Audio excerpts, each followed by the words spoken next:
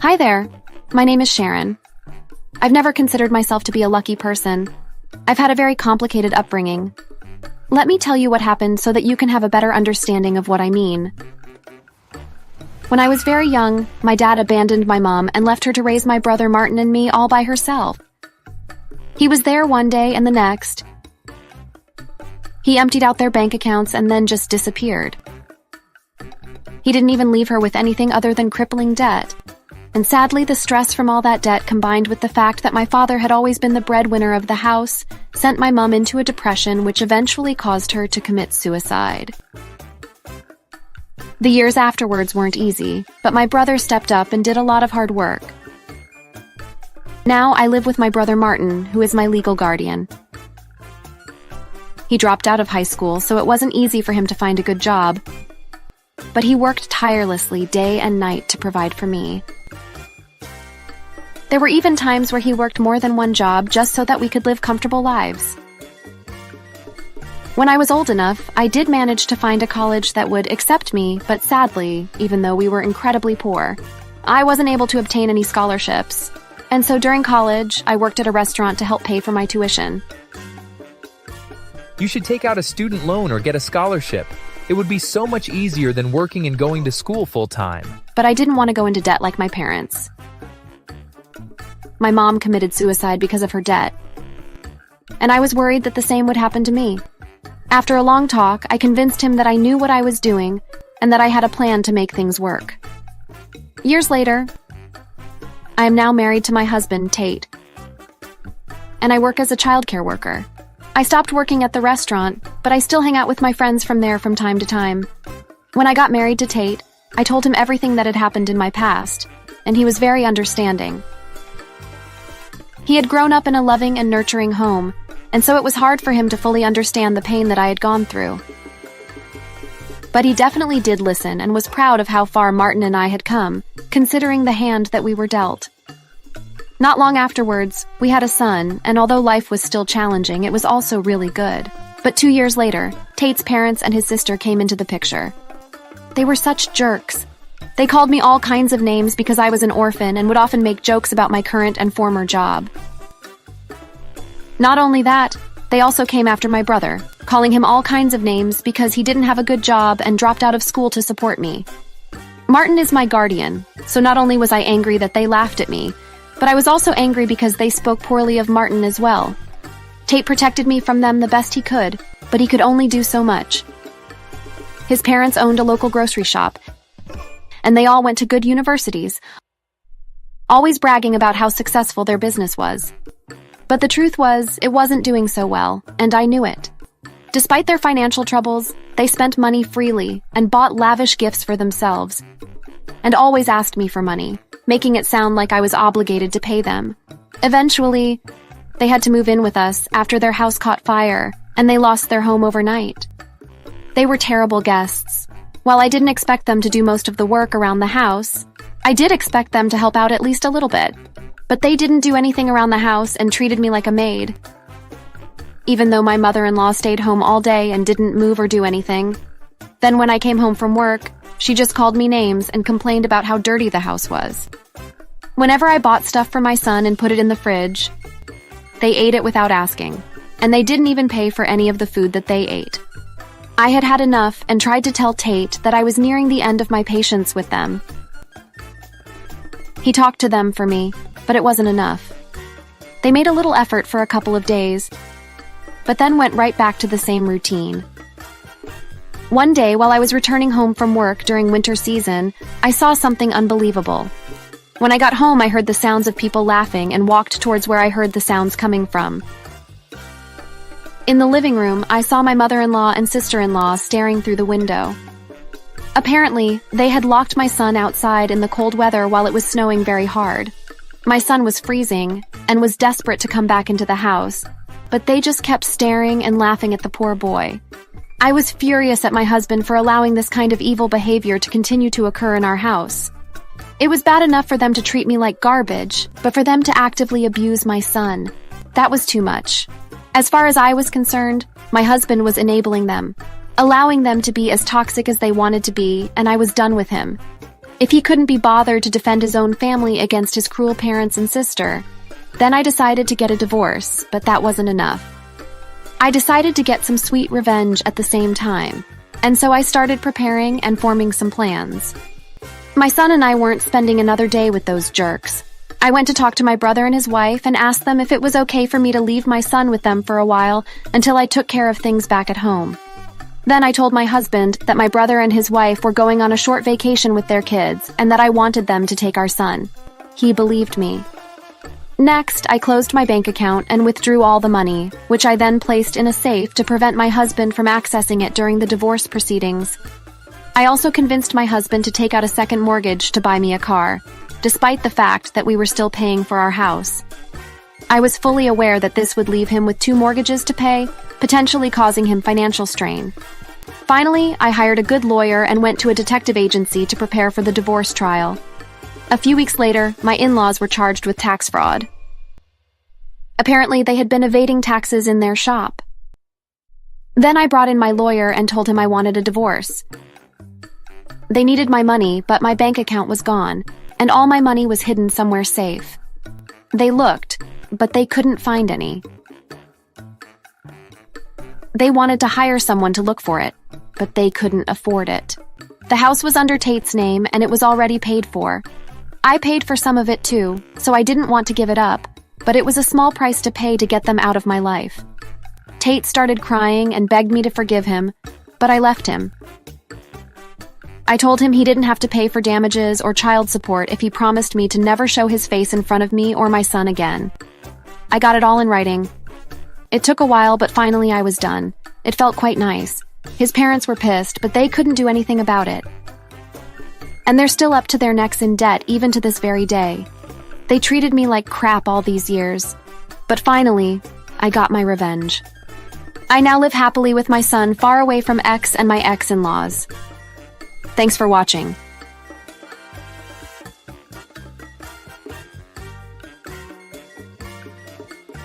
I was officially a loser in their eyes, and I didn't know what to do. One day they told me how they really felt. Son, you suck. You're a horrible son. You're a loser and I want you to move out. You have 1 week to find a new place, then you are out of here. Yeah, you're a complete and total disappointment. I wish we had another kid so they could make something of themselves. But instead we have you. Find a new place quick and get out of our house. That night, I cried for hours. Hi, I'm Levy. I'm 20 years old and recently just dropped out of college after a series of unfortunate events. Basically, my mother hates me and wants me to move out because she thinks I'm a loser. She would regret this decision when I eventually started making millions online when I became an influencer. Let me start from the very beginning. When I first went to college, I met this amazing girl. Her name was Macy, and she was the most beautiful girl I had ever seen. I met her on my first day of class, which was an engineering class. See, I was in school to become an engineer, just like my father. My parents constantly urged me to go to school and do this, even though I was not passionate about it. Anyways, when I first saw Macy, I went up to her and told her how I felt. I was surprised when she told me she felt the same way. We quickly began dating and doing everything together. One day, we even snuck into a zoo at night and watched the monkeys jump around. It was crazy things like this that made my relationship with Macy so special, and I was definitely falling in love with her. She did meet my parents at one point, but they didn't really like her. I was confused, but decided to ignore it. After the honeymoon phase was over, me and Macy began arguing. It would be over the smallest things, and it really started to cause a strain on our relationship. One day, Macy called me crying and told me she had to tell me something. My heart dropped, and I sped to her apartment to see what was going on. Macy, what's wrong? What happened? I have horrible news. It's over between us. I met someone rich, sorry. What? How could you do this? I was horrified to hear that Macy had left me for one of my rich friends, which hurt even more. I quickly broke up with Macy and told her I never wanted to see her again. After my breakup, I fell into a depression. I stopped doing schoolwork and spent most days holed up in my room sulking. I had so many regrets and wished I could turn back time and maybe do something different. I began failing all of my classes, which really made my parents mad. Levy, We are terribly disappointed in you. You are supposed to be getting good grades, and instead you are failing. This is not what we are partying for. Yay, son. We are very upset. It's just been hard with the breakup and all. I am sorry. This excuse meant nothing to them. They had been together since high school and never experienced a breakup before. I loved Macy so much, and now she is gone. I went back to school, but my grades still were horrible.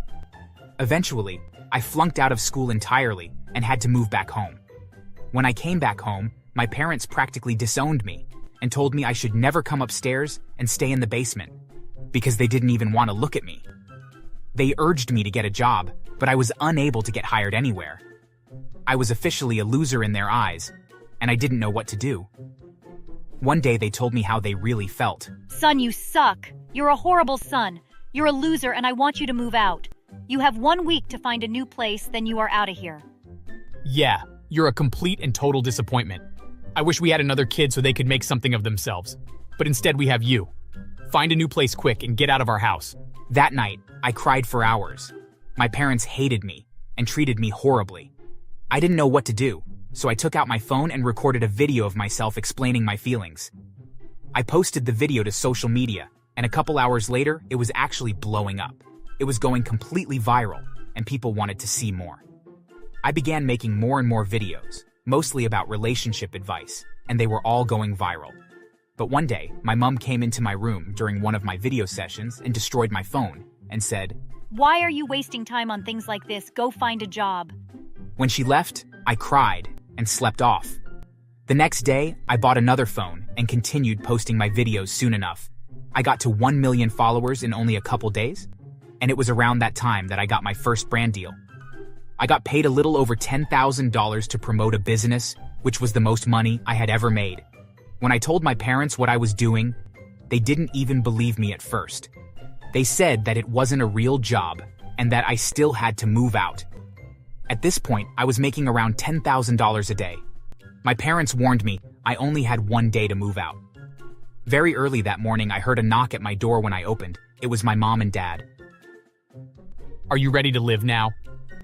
Yes, I am parking my stuffs. When I was parking, I could hear them chatting and laughing. They were saying, "We can rent this part of the house and make some money." When I was done, I took a taxi and went to a hotel. At first stayed there for a few months and purchased a luxury apartment in the best area of town. When my parents heard about it and came to check out my place, they finally believed me. Wow, Levy, you are so rich. All of our friends have been talking about how successful you are and how proud we should be of you. Wow, so you only support me when I'm rich and famous? That's so annoying.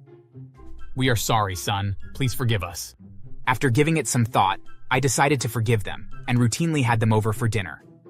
At this point, I was making almost $500,000 every month and was able to buy several luxurious items, specifically a Rolex watch.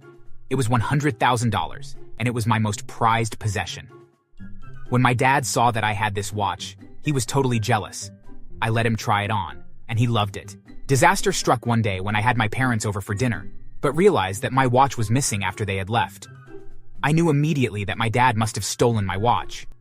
I called him up, but he denied taking it. I stormed over to their house and began searching everywhere. Finally, my dad emerged with the watch in one hand and a hammer in the other. You don't deserve a watch this nice. Dad, stop. Don't do that, please. I quickly pulled out my phone and began recording. My dad smashed the watch into pieces and began laughing. He must have gone completely crazy. I think it was the success I was experiencing that made him insecure and drove him mad. I sped to the police station and showed them the footage, and they followed me back to my parents' house and arrested my father. When they asked me if I wanted to press charges, I didn't know what to say. On one hand, I felt bad for my dad, but on the other, I knew how horrible he had been to me in the past. My mother begged me not to press charges because they were already going broke. I decided to not press charges, but instead had a better idea. I would have him sent to a psychiatric facility where he could be monitored and brought back to good health. My mother thanked me profusely for not pressing charges on him, but I was still mad at my mother for all she had done. I decided that with all my money, I could think of a way to make it even. I told my mom that if I wasn't going to press charges, Then she needed to write me a long letter, apologizing for all she has done. This was good because my mother hates writing. It's her least favorite thing on the planet. She agreed to do this and wrote me a great apology letter. After that, we grew apart, but I don't care, they never loved me anyways. Few months later, I heard they had rented my room to a guy and he ended up stealing a lot valuables at home and disappeared. It serves them right. Just when I thought things couldn't get any better, I heard a knock at my apartment door. When I opened the door, I was met with a familiar face. It was Macy, and she looked horrible. She was covered in dirt and smelled really bad. She explained that after we broke up, she continued dating my rich friend. The problem is, she got pregnant and had to drop out of school. She had almost no money, and to make matters worse, her boyfriend left town when he heard she was pregnant. She begged me to take her back and said that she was currently homeless and wanted me back because I was rich and famous and had a nice apartment. It was clear that Macy was just trying to use me for my money, so I slammed the door in her face. She can sleep on the streets for all I care. I still have some contact with my mom and dad, but not much. Some people say that I should have pressed charges on my dad and had my mother get in trouble too. What do you think?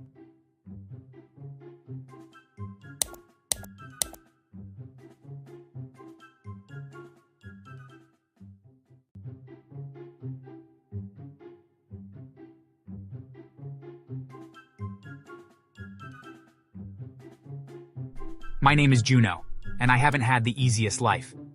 Growing up, my parents always treated my older brother Jeff and me differently. While I would get scolded for anything that I did, he was always praised. If he broke something, my parents would blame me, even if it was obvious that I had done nothing wrong. They always favored Jeff because he was smart and looked exactly like our father, whereas I didn't look like either of my parents. Even when we occasionally got into fights, our parents always would take Jeff's side despite the fact that most of the time, he would hit me, and I never retaliated. My family owned a corporation that manufactured car parts, and my father was the CEO, while my mother handled the finances. Even though they made good money, I knew that they would never pay for my college tuition, so I made plans to find a job once I graduated high school. I knew that it would be hard for me to make enough money to live off of and go to school, but I also knew that it would be worth it. But then, one day my parents came home and sat me down. Listen, Juno, your mother and I have made a decision about your future. My heart skipped a beat. I was skeptical about what they were going to say, but I was also incredibly hopeful that they might tell me that they would pay for my schooling. Yes, this is very good news. You are young, but we have made arrangements for you to be married.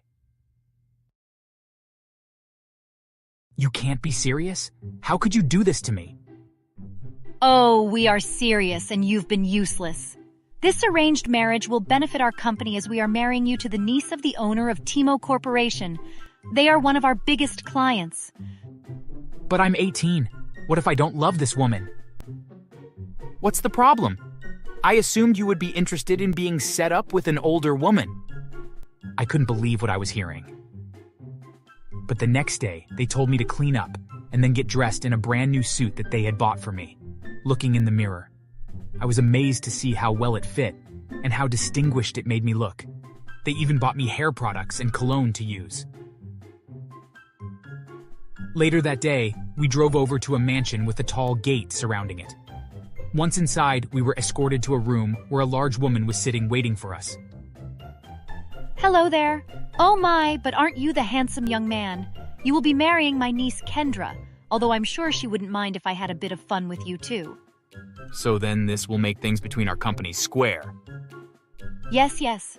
I will sign off on the contracts and give you more work, and the debt that you accumulated will be forgiven as well. I wouldn't normally let so much money go, but hopefully this handsome and energetic young man will make up for it. I can't wait to get him upstairs. I was mortified. I had never met a woman who was so lecherous. Shocked, I tried to get my parents' attention so that I could get out of this situation, but they ignored me. Suddenly, a pair of security guards showed up and escorted me to a large room on the second floor. Once we were alone, Beatrice began to act even more inappropriately. Oh yes, you are a handsome thing. She slowly began to approach me, and I didn't like the look in her eyes. Just before she was about to lay a hand on me, though, I heard a call through the door. Hello, Aunt Beatrice, are you in there? Oh, damn. Well, young man, maybe we'll have some fun later. Yes, Kendra, please come in. Hello, who is this? This is your new husband. Husband, are you serious? Yes, it's well past time that you were married. People will think something is wrong with you that you are 25 and unmarried. What is your name and how old are you? My name is Juno, and I'm 18. 18? Aunt Beatrice, are you crazy? What's the problem? He is young and full of energy, and he's handsome as well. If you're truly unhappy, then just enjoy him for a few years and then find someone else. I can't believe you. That's the reason that you've never been married. You treat men like napkins. You use them and discard them without a care in the world. I didn't know what to say, but the way that Kendra looked at her aunt, I knew that something was up. They had a very strained relationship. I was worried that Kendra would be very similar to her aunt, but over the next few months as I got to know her, she was actually very kind and had a good heart. Some nights she would come home late from work, and I would prepare a meal, and we would talk the whole night about our interests and what we did that day. I found her work so incredibly fascinating, and I admired her work ethic. Slowly, we got to know each other, and found out that we had the same taste in music, books, and TV shows. Although it had been arranged against my will, I was actually beginning to fall for Kendra. I later found out that Kendra's parents had owned the company she worked for, and that they had passed away when she was very young. Her aunt had taken over since she was too young to run the company. Thankfully, Kendra constantly put herself between her aunt and me. More than once, her Aunt Beatrice tried to get me alone with her, but Kendra always made sure that it didn't happen. I know some guys would jump at the chance to be with an older woman, but I had no interest in Beatrice, especially since I was falling for Kendra, although I didn't say anything. One day, she came home rather upset, and I tried to comfort her. "What's wrong, Kendra? Did you have a bad day?" Oh, hello there, Juno. Yeah, it was a really tough one. I wish I could tell you more, but I can't at the moment. But don't worry. I have a plan to make sure that this will be my last tough day. I didn't understand what she meant, and she wouldn't elaborate. It was hard, but I had faith that she knew what she was doing. That night we curled up on the couch and watched movies to relax. A few nights later, I was home alone when I heard the front door open and close. Thinking that it was Kendra coming home, I went to greet her and was shocked to see that it was Beatrice. There's the young man that I want. How did you get in here? I have a spare key, of course. Now come here. My niece can't be the only one that has some fun with you. Stop it. Please, I'm with Kendra and this is wrong. Are you sure? Because if you turn me down, I can end all the contracts with your parents' company and they will go bankrupt. Besides, I always get what I want. Before she could lay a hand on me, Kendra burst into the room. Stop it, Aunt. No, I will not. How dare you deny me what I want? I'm your boss, and if I hadn't taken care of you after your parents passed away, then you would be on the street. That won't fly anymore. As of this afternoon, the Board of Trustees voted you out. You've kept me from taking over the company for too long. They chose me to replace you. You can't be serious. I won't allow you to take the company from me. You have no say in the matter. The board discovered all the illicit things you've been up to, bribing, embezzling money, and fraud. I've been waiting for this opportunity for a while. Just then, 2 police officers came into the room and dragged Beatrice out. It turned out that Kendra had been investigating Beatrice and found that she was doing many illegal things with the company and its money, and had worked both with the Board of Trustees and the police to end her tyranny. As a result, she was finally able to take control of the company, as she was supposed to all along. And Juno, I got you this. She hesitantly pulled divorce papers out of a pocket in her suit jacket. I know this isn't the ideal situation for you. With this, you can do whatever you like. To be honest, though, that isn't what I want. I would much prefer to stay with you. Are you sure? You don't mind that I'm older and kind of a workaholic? Not at all. The time that we've spent together has made me realize that I have fallen in love with you. I could tell by the look in her eyes that she felt the same, and with joy, she tore up the paperwork and we kissed. The months that followed were filled with a lot of hard work. Kendra made it her mission to clean up the company and remove all of the illegal activity that her aunt had been involved in. Part of that affected my family's business as well, though. It turned out that they were involved in a lot of bribery, and Kendra refused to do business with them anymore. My parents tried to call me and get me to convince Kendra to change her mind, but I blocked their number and ignored them. There was no way that I was going to jeopardize my marriage for them. After all, they sold me off, and even though it was turning out to be the best thing to ever happen to me, I still resented them for it. Months later, I found out that they ended up having to sell off their company as they were bankrupt and were forced to even sell their home as well. The last thing that I heard was that they were buried in debt and that both my parents and brother were living paycheck to paycheck in a small dirty apartment in a bad neighborhood. And as for Beatrice, well, she was sentenced to 20 years in prison for all the crimes that she had committed. As for me, Kendra paid for me to go to college, and after I graduated, I joined her company as an accountant and eventually worked my way up to be the head of finances. It was quite rewarding. And even though my wife owned the company, I was never shown favoritism and had to work hard to prove myself, which I found rewarding. Today, we couldn't be happier. And not only has our company grown, but our family has as well. We have a wonderful son and are expecting a daughter any day now. Thanks for watching. Please like the video for the algorithm.